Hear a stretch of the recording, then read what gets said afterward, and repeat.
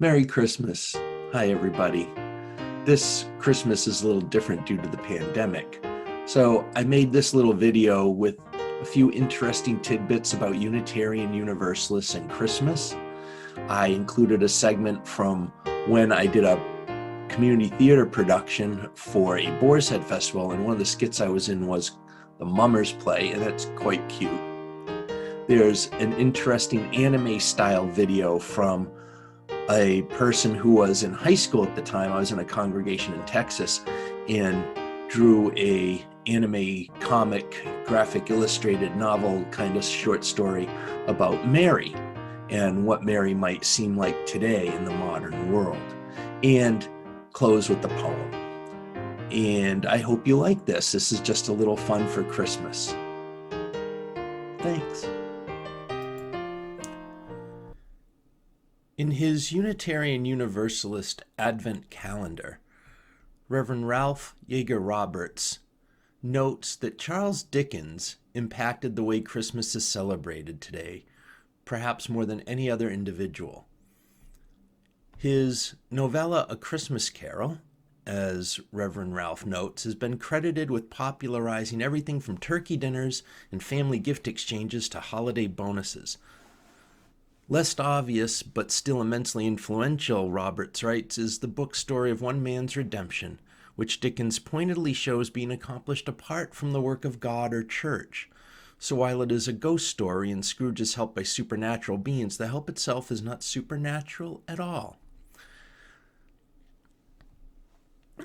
Dickens did not invent many of the things that appear in A Christmas Carol, from family gift exchanges and turkey dinners to singing carols or Christmas bonuses. But in the 1840s, Christmas was returning to being a popular celebration among the people. Christmas had been outlawed by the Puritans under Cromwell, and it was making a comeback, and that comeback was in its infancy. And things such as dinners and puddings and gift exchanges, and perhaps, if you can afford to, taking the day off from work or letting your laborers rest, a novel concept. And Dickens popularized all these things, and the widespread popularity of A Christmas Carol really boosted Christmas's comeback because of all the things that were going on at the time. Dickens' work is known for being socially conscious and relevant, and A Christmas Carol is no different. He notes the extreme harm to childhood and to children that the Industrial Revolution brought, that the poverty that families and children experienced was something that the general public, and especially those in power, tended to ignore, and he wanted to highlight that. And he didn't want to write an expose or an essay or an editorial. He wanted to tell those stories in stories. And so A Christmas Carol especially is a call for social justice, to taking care of the poor and the sick and the downtrodden, and making sure people are treated fairly. As I noted in my sermon, Bodhisattva Scrooge, at the beginning of December, the most relevant scene in A Christmas Carol that is pointedly on this social justice message is when the ghost of Christmas present is about to depart, and the children, ignorance and want, hidden in its robes, are seen by Scrooge. And the ghost explains that ignorance and want are things that people do not need to have continue and have the power to stop, but they don't. And he taunts Scrooge with his own words: are there no prisons? Are there no workhouses? So here's me reading that section once again.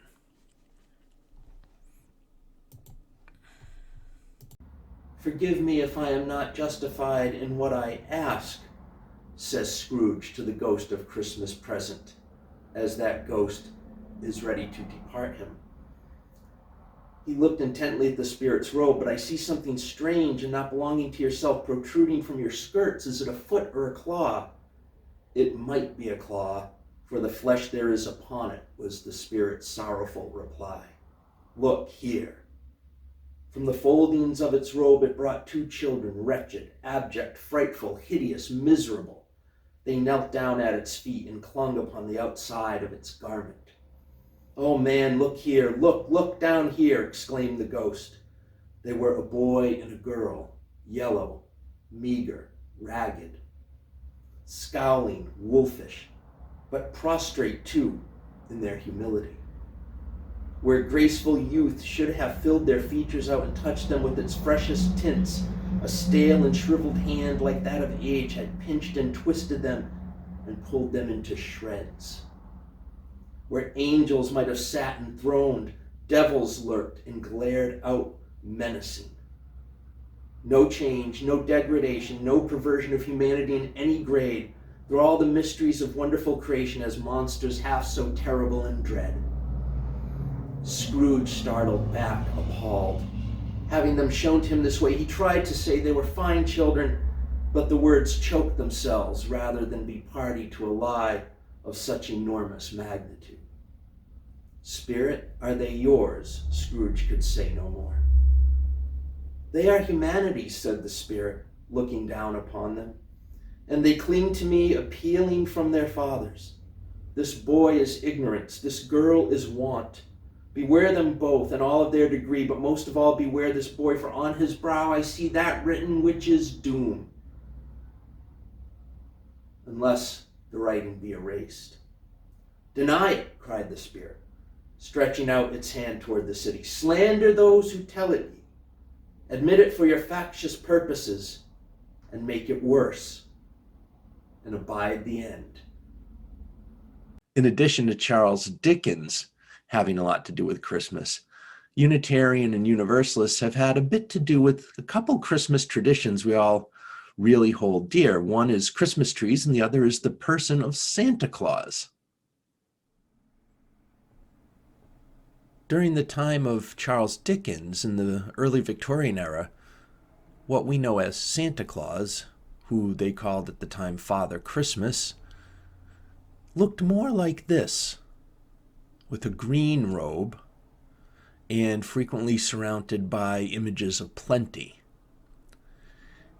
It wasn't until Universalist Thomas Nast started illustrating Santa that we now have what is widely recognized as the way Santa looks, with the red suit. And we also started learning some customs from Mr. Nast that, if you're naughty, Santa might give you coal, and Santa belongs to the world and lives at the North Pole, and that you might want to write him a letter about what you might like for Christmas. And it may be a good idea, since he's working so hard that night, that when he visits your house, leave some refreshment for him. And so Mr. Nast popularized the custom of leaving Santa milk and cookies.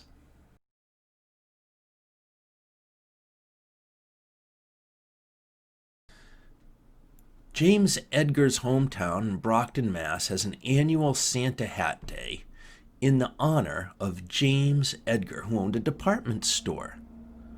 And he delighted children by walking around the store on weekends leading up to Christmas dressed in a Santa costume, as Mr. Nast envisioned, with red and white fur trim. Mr. Edgar aspired to broad-mindedness in his religion, and although not a member, he attended the Unitarian Church, where he paid the annual pledge to reserve a pew.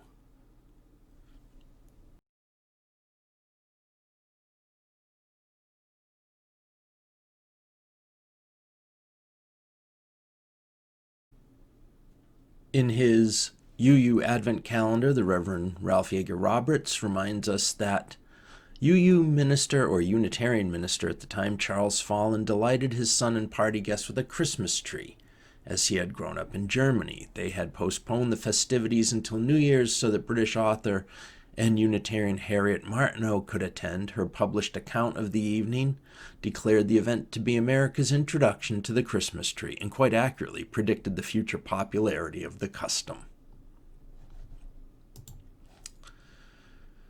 The first Christmas tree to be placed in the White House Blue Room was done by President William Howard Taft's daughter Helen in 1912 when she arranged to have a Christmas tree brought into the White House, the first of what has since become an annual tradition.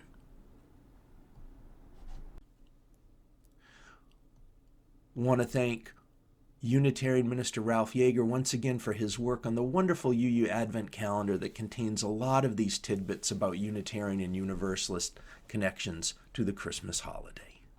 You can get a copy here or read it online here.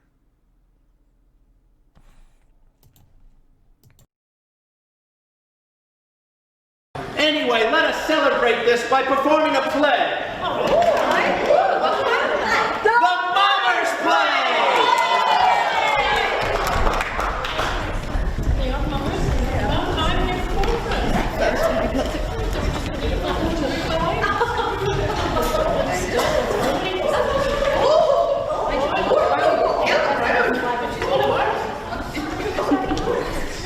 Open your doors and let me in. I hope your favors I shall win, whether I rise or whether I fall. I'll do my best to please you all. St. George is here and swears he will come in, and if he does, I know he'll pierce my skin. If you do not believe what I say, let Father Christmas come in. Clear the way!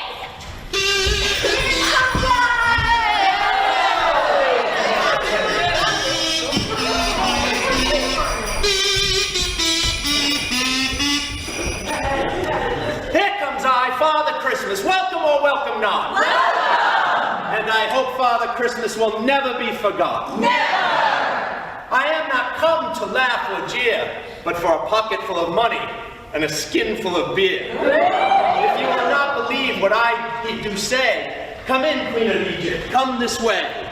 In comes I!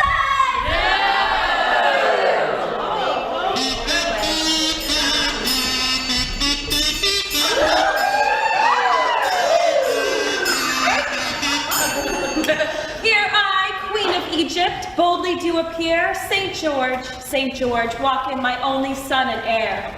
Walk in, St. George, and act thy boldly part, that all the people here may see thy wondrous art.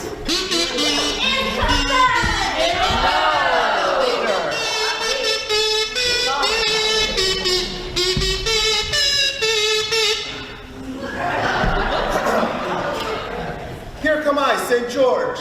From England did I spring. I'll fight the dragon.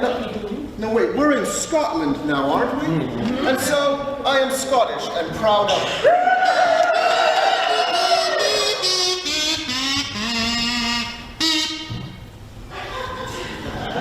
As I was saying, I'll fight the dragon bold, my wonders to begin. I'll clip his wings, he shall not fly. I'll cut him down, or else I die.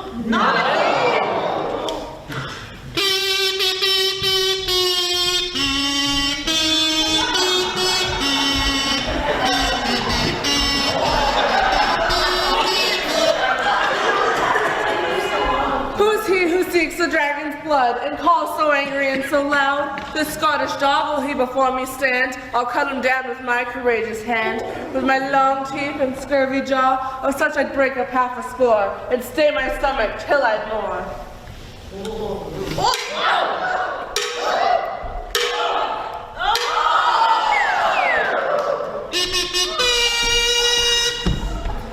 Is there a doctor to be found already near at hand to cure a deep and deadly wound and make the champion stand? Oh, yes, there's a doctor here. You're ready to make the deep and deadly wound cured. What do you cure?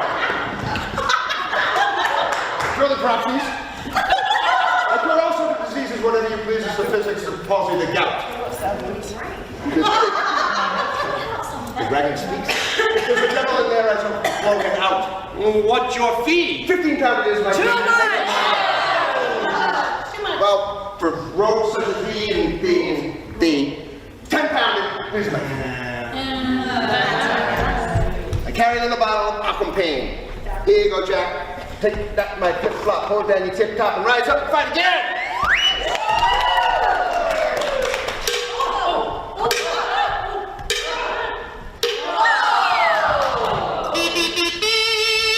Bring it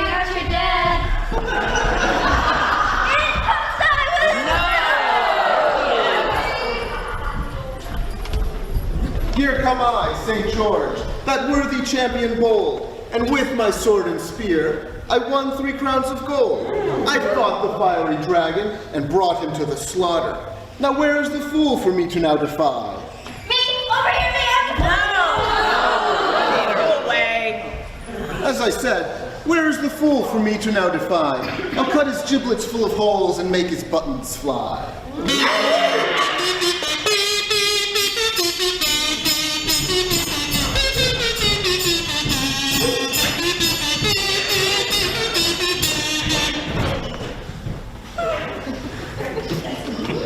Here comes I, the gorgeous knight, come from far below to fight. I'll fight St. George, who is my foe. I'll make him yield before I go. He brags to such a high degree. He thinks there's none can do the like of he. I said, where is this dolt who would before me stand? I'll cut him down with my courageous hand.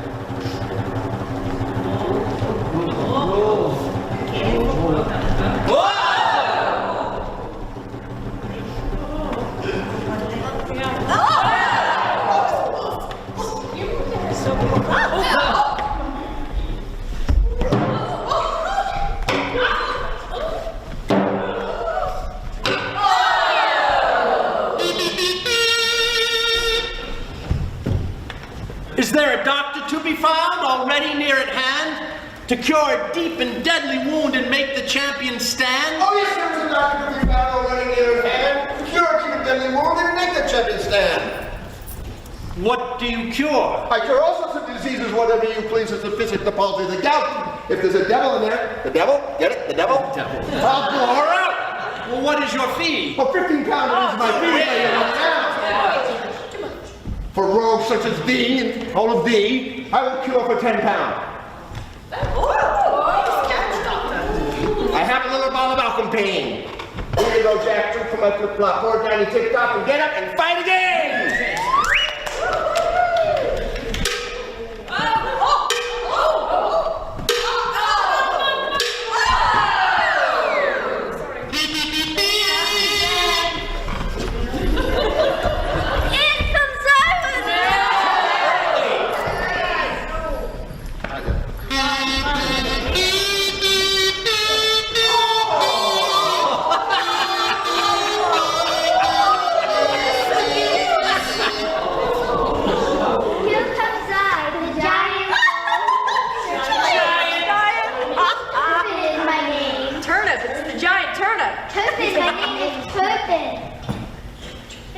All the nations come on my face. Wherever I go, I tremble at my sight. No other champion long would fight.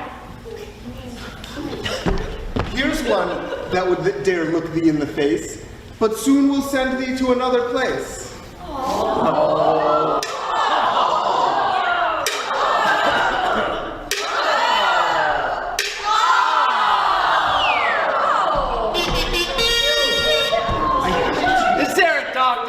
Found already near at hand to cure a deep and deadly wound and make the giant stand. Down near at hand already here to cure a deep and deadly wound and make the champion stand. And this time I'm bringing a nurse. You guys know what all Game of Thrones on.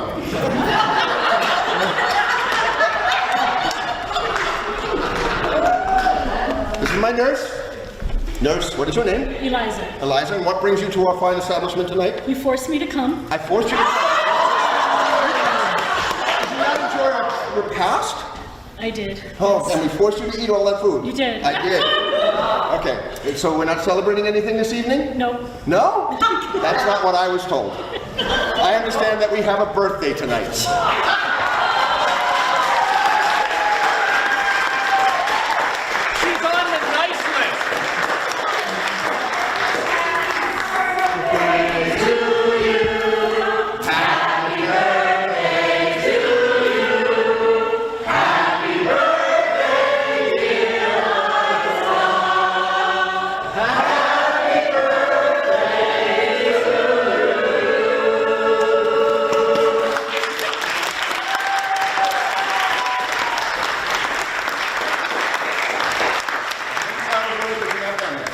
We have work to do here. Okay. All right, so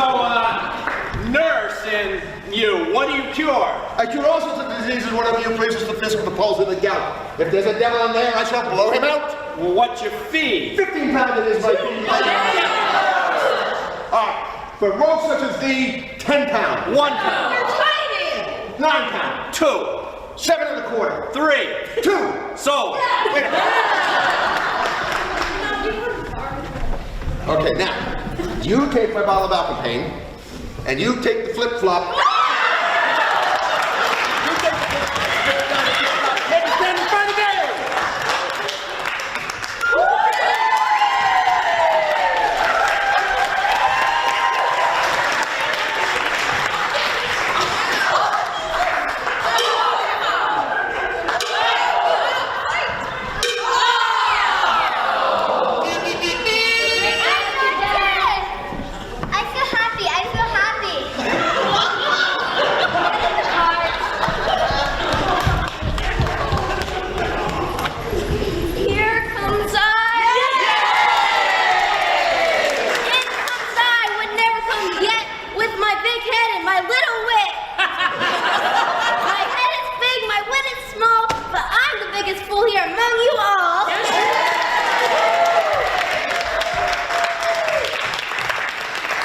Ladies and gents, though your sport is not ended, prepare for the hat, which is highly commended.